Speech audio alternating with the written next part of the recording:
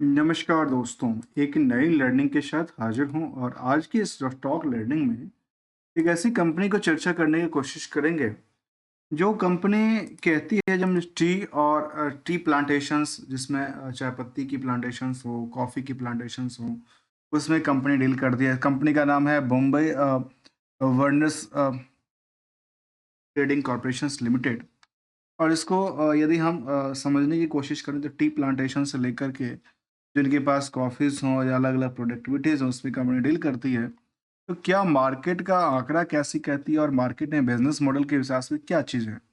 कहते हैं इनके पास टी प्लांटेशन के अलावा अलग अदर बिज़नेस भी इनके पास इंक्लूडेड है और अदर बिज़नेस में क्या-क्या है, ये यहाँ पे इन्होंने अपनी जहाँ पे करके जहाँ पे लगता है कि इनके पास ऑटो कंपोनेंट्स जुड़ी हुई कुछ कामें हैं और इसके अलावा कंपनी की बात करें तो हॉर्टिकल्चर्स को लेकर कंपनी कामकाज करती है, साथ में डेंटल्स प्रोडक्ट भी कंपनी बनाती है और बेचती है। मतलब 3 तरह की इनके पास प्रोडक्टिविटीज़ 4 तरह की बात हो सकती है, जिसमें कि एक तो पहला निकल के आया टी एंड कॉफ़ी, सेकंड आती है auto ancillary product and third आती है इनका हॉर्टिकल्चर जिसमें कि वही चीज़ें शामिल करता है और फोर्थ आता है इनका जिसमें कि डेंटल केयर से रिलेटेड कंपनी कामकाज करती है।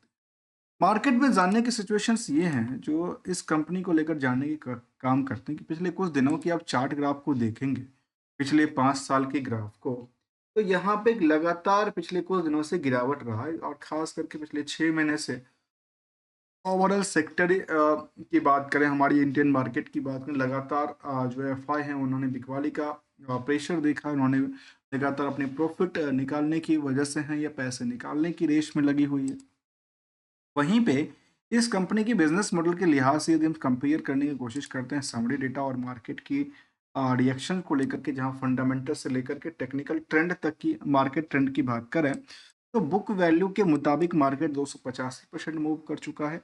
इंटरेस्ट वैल्यू काफ़ी बेटर है 2054 के आसपास, जो कि नियर अबाउट करंट मार्केट की प्राइस के आसपास ही घूमती दिख रही है। जबकि हायर टू हायर जो प्राइस था वो करीब 2900 तक गया था, लोअर साइड 1300 के आसपास था। सोचने वाली बात है, इंटरेंसिक वैल्यू के आसपास आजकल near about the book value के आसपास ही ट्रेड करती दिखी है। इंडस्ट्रियल के पी के मुताबिक जो स्टॉक का पी है बिल्कुल ही छोटा सा है, मतलब भीड़ बिल्कुल नहीं है इसकी इस दुकान पे, स्टॉक की दुकान पे। वहीं 174 पे कमाई करती है, 6 करोड़ 98 लाख की शेयर की मार्क से वजह से मार्केट कैप करीब करीब 14,470 करोड़ के आसपास, करोड़ के आसपास क्रिएट करती है। अच्छी बात ये है जो प्रमोटर का जो कंट्रोल है वो 74% से ज़्यादा है। आरओई आरओसी भी करीब 16 से लेकर 28% तक रिटर्न की बात कहती है। वहाँ डेट इक्विटी करीब 0.58 और करंट रेशियो की नंबर भी करीब 1.12 का आंकड़ा दर्ज करती है। अब इसके लेकर के यदि ओवरऑल बिजनेस मॉडल को देखा जाए, कोई भी कंपनी यदि बिजनेस करती है तो उसको कितनी परसेंट की कमाई का को सेविंग करती है प्रॉफिट के तौर पे, तो देखा गया कंपनी 12% की सेविंग कर पाती है और मार्केट में आउटस्टैंडिंग केवल 3% का आंकड़ा इनको लेकर के रहती है। कंपनी कितनी पुरानी है, 1863 में कंपनी बनी थी। Bombay Burma trading corporation limited के नाम से, तो कि जो इस द फ्लैगशिप कंपनी है जो कि वादिया ग्रुप से बिलोंग करने वाली है। और ऑर्डिनली यदि बात किया जाए तो कि इस कंपनी को तो formed as the public company and the carrier the tick business of the Williams वेलियम्स के हिसाब से कामकाज स्टार्ट हुआ था। बाद में इसका डोमेस्टिक्स कंपनी 1993 में बना, फिर उसके जो भी कारोबार रही वो धीरे धीरे शिफ्ट करके आजकल 3-4 सेगमेंट में डील करती दिख रही है। अब इसको लेकर के मार्केट में हम यदि चार्ट ग्राफ को कंपेयर करने की कोशिश करते हैं फंडामेंटल स्ट्रेटजी से, तो देखिए पिछले 5 सालों के डेटाबेस के मुताबिक आप कंपेयर करेंगे तो ये लगातार अपने जो रनवे है उस पे से निकली नहीं है, नियर अबाउट द सेम है।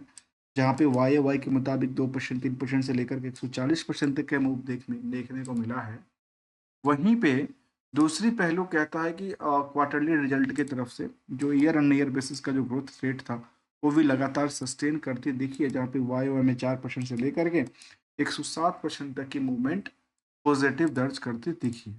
इसी लिहाज से यदि आप इनकी कंपाउंडेड डेटा को देखेंगे तो सेल्स में लगातार अप ट्रेंड रही है, जबकि प्रॉफिटेज का पार्ट को देखो तो लगातार कई गुने की रफ्तार से तेजी से वायरल होती दिखती है। तो वहीं पे स्टॉक प्राइस जो सीजीआर था वो नियर अबाउट एवरेज आज भी 30% के आसपास रिटर्न की बात करती है, जबकि रिटर्न ऑन इक्विटी गिरती पड़ती और आज भी सपोर्ट लेवल देने के लिए तैयार बैठी है। तो जो सितंबर तक का डेटाबेस इसका सामने आया था उसके मुताबिक यदि देखा जाए 12 महीने के डेटाबेस में, तो कंपनी का टर्नओवर जो है लगातार अच्छी खासी क्रिएट करती है। ऑपरेटिंग प्रॉफिट जो 7% था वो भी लगातार बढ़ के आजकल 17% के आसपास हो गया है।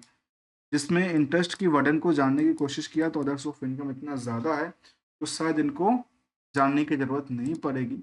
अल्टीमेटली ये समझा कि कंपनी टोटल अपनी revenue portion plus others of income को मिला करके देखा जाए तो करीब 12% की सेविंग कर पाती है, जिसको हम प्रॉफिट के। अगली बात सामने आती है, क्या क्वार्टरली भी ऐसा रहा परफॉर्मेंस? कहते हैं बिल्कुल, क्वार्टरली भी परफॉर्मेंस इसका टॉप ऑफ द पीरियड ही हमेशा रहा, जो कि इससे पहले इस तरह के टर्नओवर कभी क्रिएट नहीं किया था। और साथ में यदि हम इसकी पीयर से कंपेयर करने की कोशिश भी करेंगे तो वो भी एक बार देखेंगे। रिस्क के मुताबिक देखेंगे तो करीब 10 दिन के रिस्क फैक्टर है। बैलेंस शीट के मुताबिक देखेंगे तो करीब कह सकते हैं कि 3,000 के आसपास की कर्ज की सिचुएशन है। सारे के सारे फंड को किया क्या, तो ज़्यादातर फंड कंपनी ने इन्वेस्टमेंट और फिक्स असेट्स के अंदर भी दर्ज करते देखी है। तो इन्वेस्टमेंट करके कुछ कमाने की सोच रखी है। इसके लिहाज से देखा है तो पीयर्स में जो बाकी कंपनियां हैं जिसमें संबर्धन मदरसन शुमी बोस और यूनो मिंडा ऐसी कंपनी को कंपेयर किया गया है जो कि ऑटो एलसीडी प्रोडक्ट से डील करती है।